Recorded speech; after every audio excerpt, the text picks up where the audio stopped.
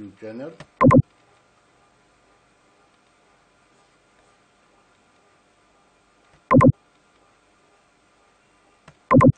Today's topic is very important of international relations, international politics, history, essay, that is definition of war, causes and factors that ignite war.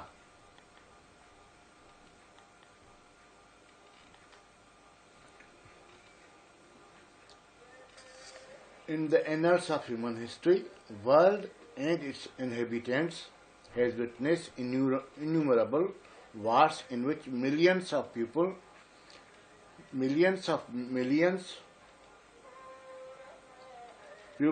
perished. The people have annihilated his fellow being, irrespective of race, color, creed, religion, or ideology. The prime motive was to conquer and subjugate the humanity, to flourish their empires, spread and impose their ideologies.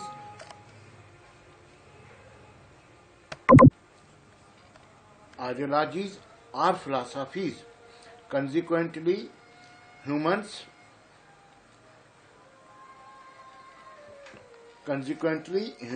persecuted humanity. Humans perpetuated their persecution until they could spread and impose their ideology and perpetuate their tyranny in order to attain salvation and freedom from the clutches of conquerors. The subjugated and persecuted people waged valiant struggle and fought war against oppressor. The enemies of one another helped the subjugated nations and people to defeat their enemies. No doubt, the outcome of these brutal wars reshaped the contours of future world and ultimately freed the humanity from bondage and tyranny. The perished people sacrificed their lives at the altar of freedom, and for the succeeding generations, the greedy European powers exploited the economies, natural resources, and human resources of their respective colonies to flourish their motherland. They converted colonies into slave markets and plundered with impunity. A brutal use of economic imperialism culminated in prosperity of European nations. Naturally, prosperity breeds discord and animosity among European nations. It became a formidable cause for the outbreak of First and Second World War.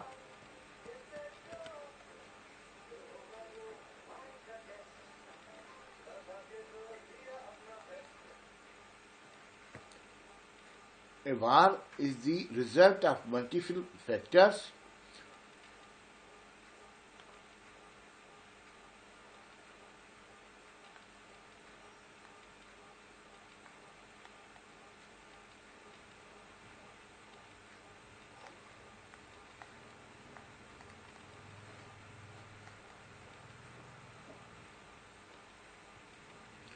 A war is the result of multiple factors. No single factor causes and ignites war. Since the causes of war are cumulative, according to circumstances at a given time,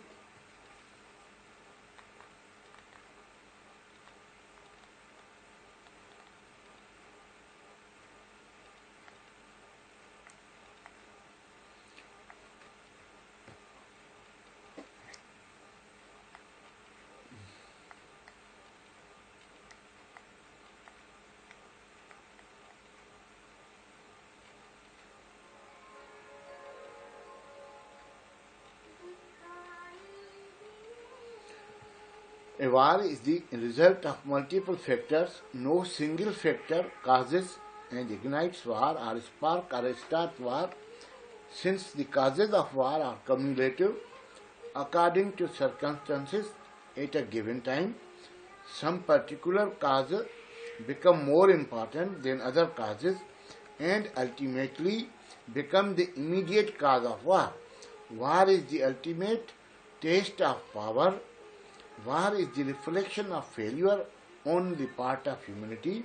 Humanity itself is main factor or cause of war. Humanity failed to comprehend history, does not try to find any method except slaughtering fellow humanity to achieve ulterior objectives. No period of human history has been free of war.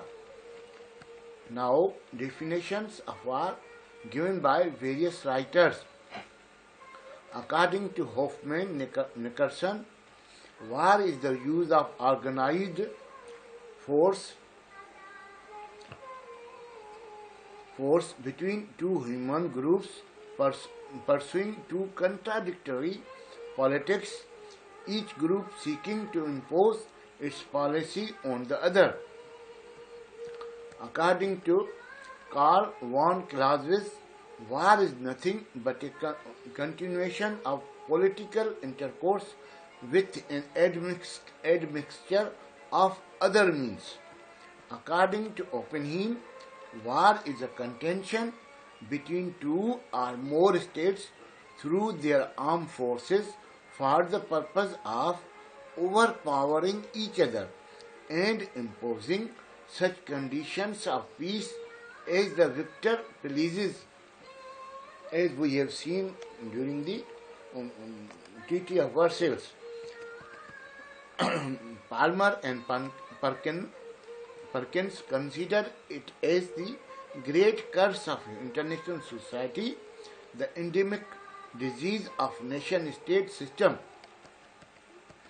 Despite thousands of sanguinary wars, annihilations and sufferings of humans in the annals of human history, the frequency of war has not diminished.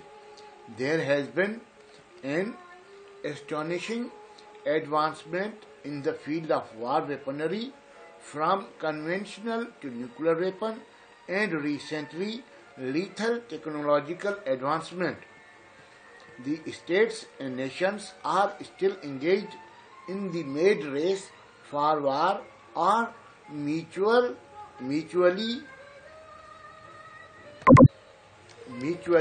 assured destruction. The term is MAD, M-A-D, mutually assured destruction. No one will be left. Every state wants to fulfill its nationalist interest by dint of its cumulative power in the international system. War break out only when neither party accepts the position of opponent and not willing to surrender in favor of peace and security of humanity. War is no doubt the final and most effective means of pursuing national interest.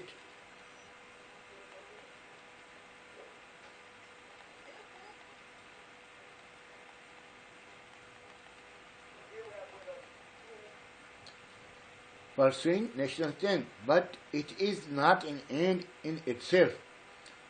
War is a legal condition which permits hostile groups to carry on conflict by armed forces. Quincy Wright, in his classic book A Study of War, indicates that in 5,560 years of recorded human history, there have been 14,531 wars. Now, in 2022, the numbers may exceed 15,000. The causes and factors that ignite or spark wars. According to Quincy Wright, all those factors are the causes of war which compel a nation to resort to the use of force to settle their mutual disputes. War are caused by multiple factors and they are inseparable. The Conference on the Cause and Cure of War in 1925 suggested more than 250 causes under 4 headings: political, economic, social, and psychological. Quincy Wright, in his book Study of War, indicates war has politico-technological, ideological, socio-religious, and psycho-economic causes. Professor Charles Hodges listed 21 causes of war under 4 headings, that is, social, political, strategic, and economic. The causes of war can be studied under the following main heads. Number 1, psychological factor and causes. War is the result of man's selfish and aggressive impulses. The inherent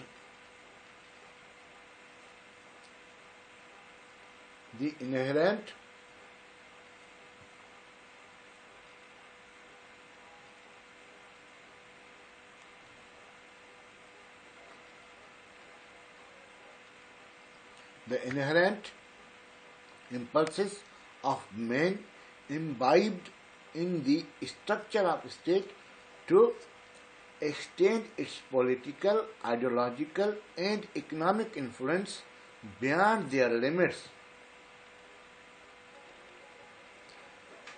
Their aspirations and circumstances persuade the states to start a war. War cannot cause unless there is change in human aspiration and nature. No state willingly chooses the course of war, but circumstances compel it to do so. The study of previous wars reveals that war is not the result of psychological causes. Obviously, there are other factors also which are responsible for war. Number 2, economic factors and causes. The generally accepted cause of war since time immemorial is economic in nature. War started with the development of mankind from village to city-state to present sovereign state. Nation fought with neighboring nations to conquer and expand its territory beyond limits on economic ideological basis.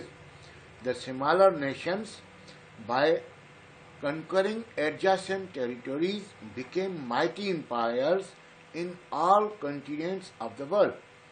Following the Industrial Revolution, the nature of war has changed and assumed economic sphere. No doubt, industrialization brought blessing to humanity, but simultaneously widened the area of war. As population of world increases, their demand for goods increased. The nations they developed their industries. They need markets to sell their goods. As a result, various industrially prosperous states vie with each other to conquer other territories, to sell their goods and satisfy their desire to rule others. The victory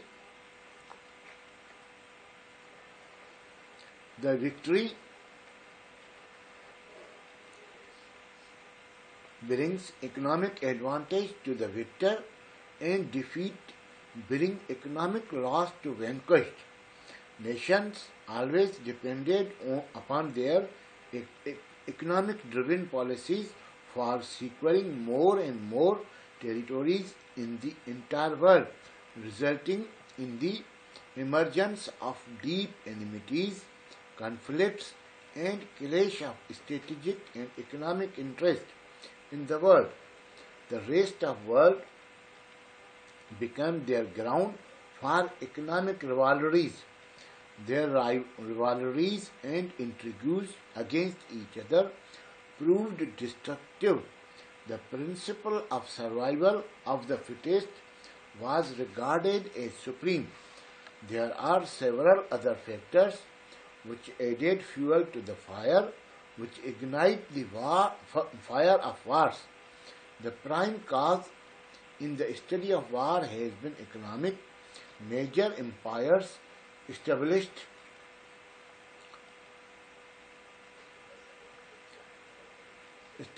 by defeating empires, and after centuries they are meet the same fate and perished into the pages of history. The economy increases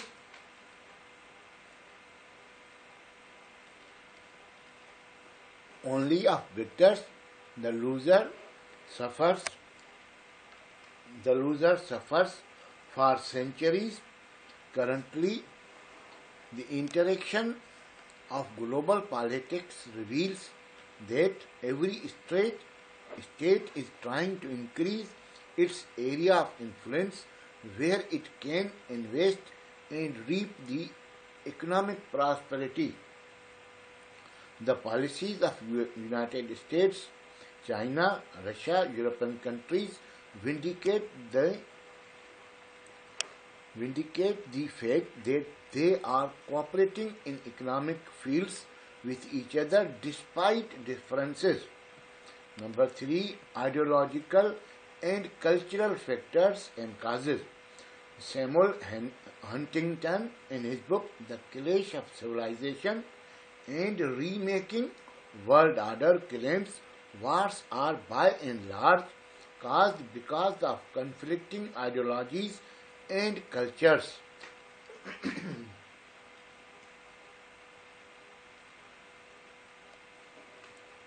The history of world reveals that the wars were fought mainly between two conflicting ideologies and interests. War has roots in ideologies since the creation of humanity. One ideology tries to impose its ideology over other ideology by waging war and subduing or conquering. Jews fought Christians, Muslims fought with the Christians and other ideologies. The victory of war depends on the power and strength of conflicting ideology. The Europeans fought among them mainly due to ideological differences. The communism fought with the ideology of capitalism. The Christian ideology conquered the Islamic countries and empires in Africa, Middle East, and South Asia. The Christian ideology thrived in South Asia by converting Hindus to convert Christianity. The Hindus' ideology fought against Christians and forced them to leave South Asia. The communism fought capitalism and forced it to reform it. The capitalism defeated communism with the help of Islamic ideology. Following the World War I and II, the Arab-Israel war has also roots in ideology. Nevertheless, ideology is not the only cause of war, because wars were also fought between nations on other causes. The Christians fought with Christians, Muslims fought with the Muslims. The Islamic countries along with Christian countries fought war against communist USSR. In the world and in Afghanistan, the Muslim countries with other non-Muslim states fought Gulf War against a Muslim country, Iran. The Muslim Iraq illegally occupied a Muslim country, Kuwait. The conglomeration of ideologies under the umbrella of United Nations fought and destroyed Iraq. Presently, Muslims, Christians, and communist states are fighting against terrorism waged by invisible enemy. It is proven fact that ideology alone is not the main cause of war. Number 4. The desire for superiority and extension of control. The history reveals that all nations and states sorry, aspired, aspire or desired to extend their control beyond their limits or boundaries. This inherent aspiration or desire leads to war among nations and states. Many empires conquered other empires by dint of sheer force. They perpetuated their control until they could. Threat to permanent national interest of states is the main cause of war. States do not compromise the permanent national interest. According to Wickham, instead, fear is the chief cause of war. The feeling of the fears of being subjugated by other states compel states to initiate war are undoubtedly the strongest potential cause of war in the history. Even today's world, the commitment to fulfill the national interest with power is one of the main causes of war. Number 5. Failure of collective international system. The international system as such does not produce conflict or war. In fact, it contributes to war by its failure to prevent it. It is evident that before World War I and II, lack of potential powerful international system contributed to disastrous war in which millions perished or killed. International system was anarchical and devoid of effective implementation of international law or norms of morality, resulted into wars between individuals and between nations. The absence of effective international system or authority encourages states to wage war to achieve their national interests at the cost of destruction of other states. National security is the prime objective of all states, since there was no guarantee of security by international authority or system. The states have to rely on their own power. Following the creation of United Nations system and to some extent implementation of international law, wars are limited and stopped. All these cumulative factors created a situation in which the breakdown of war became inevitable. Even today, world is rapidly moving towards a third world war only due to the presence of above factors, and at the brink of third world war between antagonist ideologies. The Islamic ideology will play a crucial role in the future. The United Nations system is trying to exert pressure over major powers, but all in vain, as the permanent interest of major powers is at stake, so they are waging war. The major powers have vast national powers and do not abide by the tenets of international law. Wish you good luck. Thanks.